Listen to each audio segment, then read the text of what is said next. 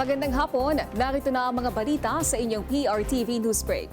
Kasabay ng mga pagdinig sa ilalim ng special session ng Kamara ay sinabi ni Lead House Prosecutor Jervil Luistro na dapat ay nakabase ang conviction threshold ni Vice President Sara Duterte sa bilang ng mga present na senador. Alamin natin yan sa report ni Willie Delgado Jr. Willie. Naomi, nanindigan si Batangas Representative at House Lead Prosecutor Jervil Luistro na dapat ipatay sa aktual na bilang ng mga senator judges na kalahok sa impeachment trial ang pagkukunan ng bilang para mahatulan si Vice President Sara Duterte.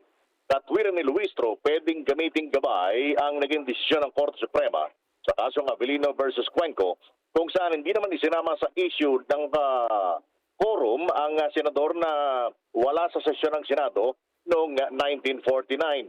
Ito ang reaksyon ni Luistro kasunod ng pagsuspindi kahapon ng Sandigang Bayan kay Senator Jingo Estrada ng 70 araw kaugnay ng pagkakasangkot nito sa kontrobersyal na flood control anomaly. Bukod kay Estrada, hindi naman mahagilap ngayon ang nagtatagong si Senator Ronald Bato de la Rosa na may kinakaharap namang warrant mula sa ICC. Gate ni Rehis ni Luistro, kung may mga senador na hindi makakadalo o makakalahok sa impeachment trial ng Vice Presidente, hindi sila dapat isama sa pagbilang ng threshold ng conviction. Nakagisna ng Senado, 2/3 o 16 ng lahat ng 24 na miyembro ng Senado ang kakailanganin para mahatulan si Vice President Sara Duterte. Pero sa kasalukuyang sitwasyon, 22 lamang ang aktibong nakakadalaw sa sesyon. Samantala, matapos ang tensyon sa issue ng Senate President sa Senado, umaasa naman si House Deputy Speaker at La Union Representative Paulo Ortega na mapagtutuunan ng pansin ng Senado ang issue ng impeachment ni Vice President Sara Duterte. Ito naman ay kasunod ng opisyal na pagkakatalaga kay Senator Sherwin Gatchalian bilang ika-4 na Senate President ng first regular session ng 20th Congress.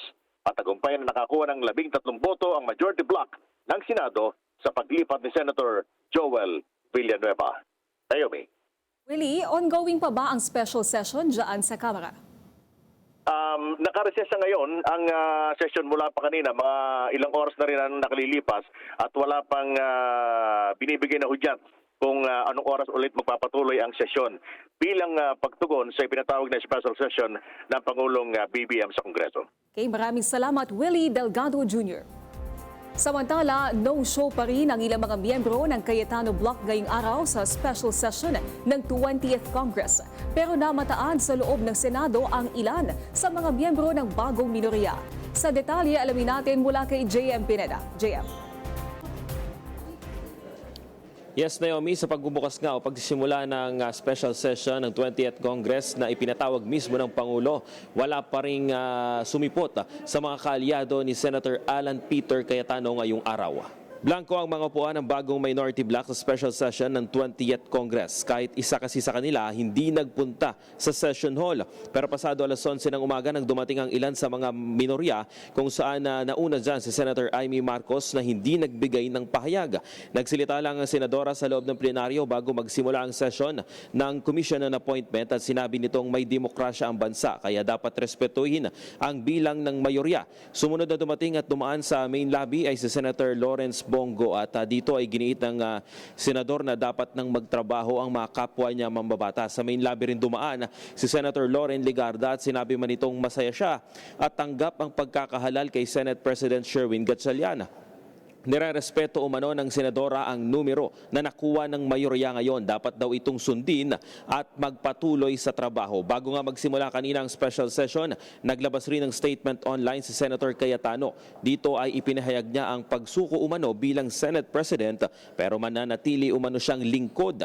Pero sinabi nito na sana ay totoong iprioridad ang mga batas na dapat maipasa sa pagsasagawa ng special session at hindi lang para maluklok ang bagong Senate President. Naomi, sa ngayon ay patuloy yung sinasagawang Commission on Appointment Session at tinitingnan natin kung ano pa yung mga posibleng mangyari. Isa rin sa giniit kanina ni Senator Loren Legarda na iba yung usapin pagdating doon sa ginawa nung bagong majority nung June 3, which is 12 senators lang yung umattend doon sa ginawa nilang quorum.